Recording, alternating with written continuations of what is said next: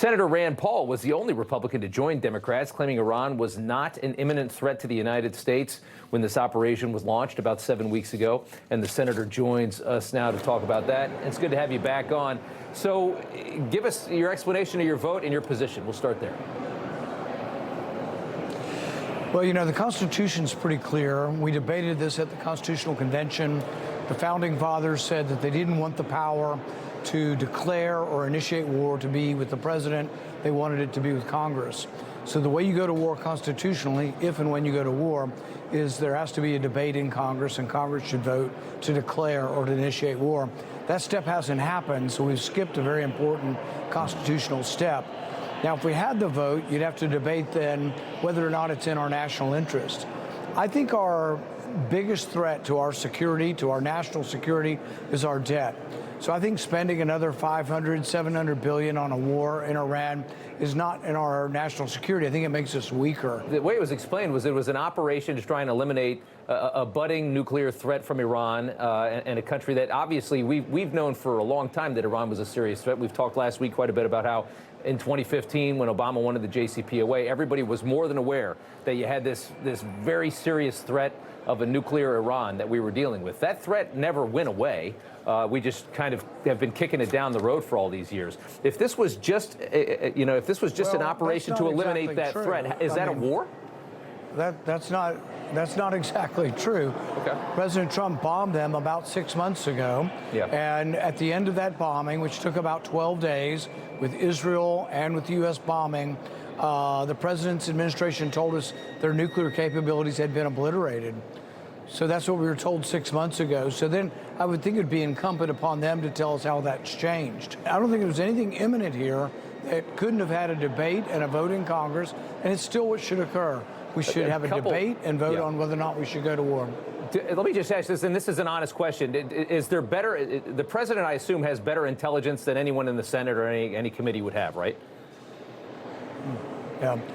Well, just recently, last week in the House, the Director of National Intelligence gave a briefing, and in that briefing, she said that the intelligence estimate of all of our intelligence agencies has not changed, that they are no closer, and that there is no evidence that there was a rush to create a bomb or to create a bomb that would go on a missile that could reach the United States. So no, our intelligence agencies have said there hasn't been a change. Do you not believe that Iran was working toward, some kind of, I mean, the way I've heard it described makes sense to me. They were building this ballistic apparatus to basically surround their nuclear program so that it could never be destroyed in the near future. And we were trying to undermine that move to protect the greater West from what could be a very dangerous situation. That, to me, makes sense. Well, they've had highly enriched uranium for quite a while. Yeah. We have bombed them. We have bombed them and bombed them. You can't bomb away uranium, so the uranium still exists and could be enriched. There's no intelligence evidence that since the Trump administration said they obliterated the nuclear threat last year, there's no evidence that they've reconstituted or were enriching above the 60, 70% where they were last year, which was supposedly obliterated.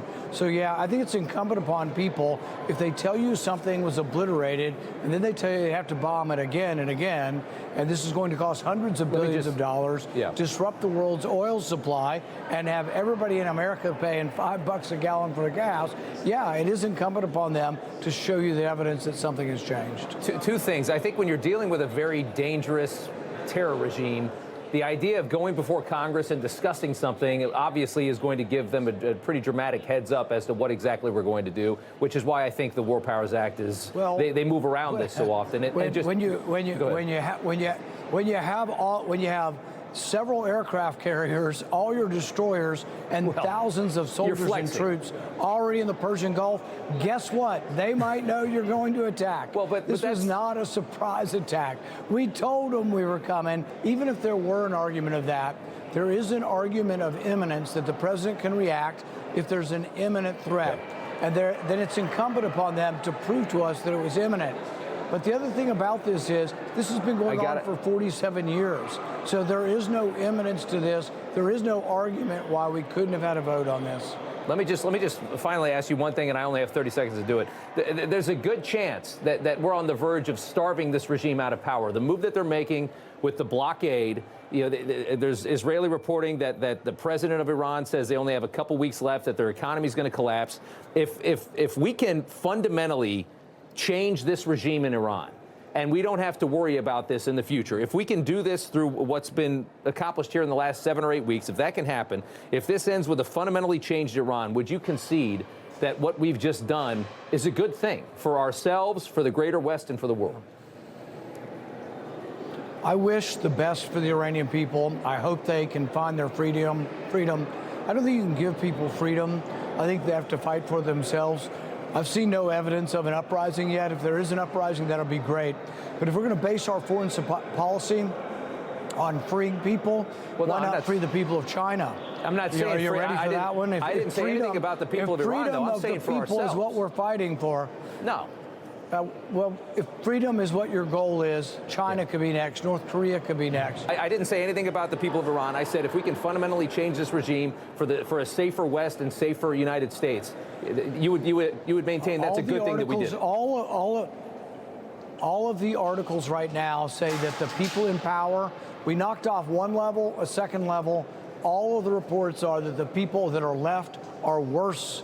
They are more fervent. They are more zealous. Trump's not saying that. They are more Islamists. The people that are left.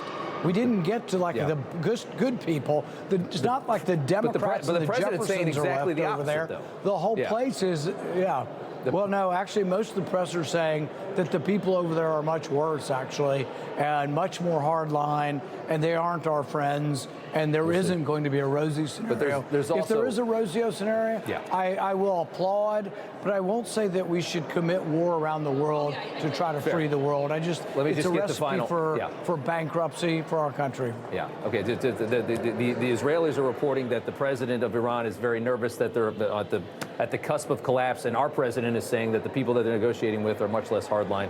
I'll leave it there. There's two sides to that story. Senator, I do have to leave it there just based on time. Good to see you as always. We appreciate it. You know, everybody's reporting the same stories, the same spin. You turn the channel, it's always the same. But not us. We're different.